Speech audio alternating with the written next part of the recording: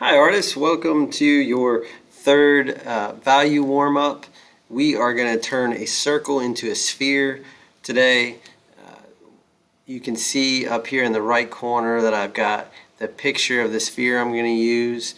A lot of times spheres are done as part of art class and you don't get this reflective white right here sometimes, and you don't see that the band of the dark color is not completely underneath, that it's just up here on the side and right along the edge here.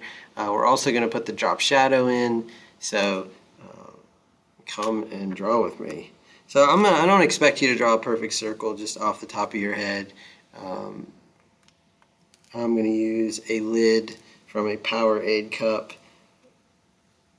to do this. We're just going to lightly trace it because I don't want my trace lines to be super dark. And then basically I'm just going to take the time to look at my picture and shade in gradually what I see. I think I'm going to go ahead and draw where my drop shadow is going to be too.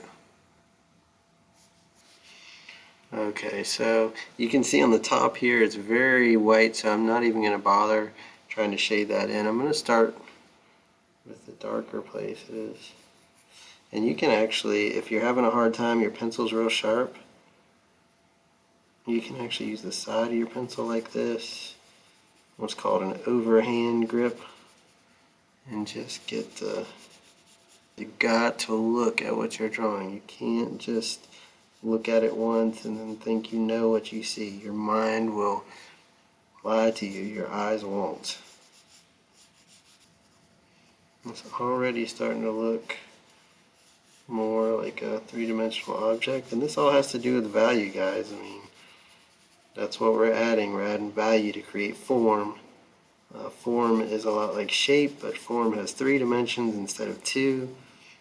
Form is another one of our elements of art that we'll talk about later, and we may actually revisit this warm-up when we do form, and it'll give us a chance to see if we've gotten any better with our shading.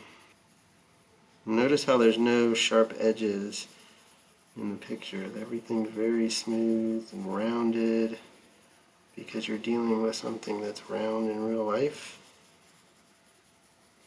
I don't know if that's a cue ball from a set of pool table.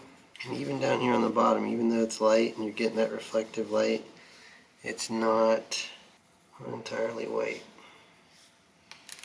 Blend that all together, make it smooth. Make sure you leave the little highlight. This drop shadow. If you want it to be really super dark, you can get some charcoal. Charcoal is black. You could also do this if you wanted to do it with a pen and try out some of your different line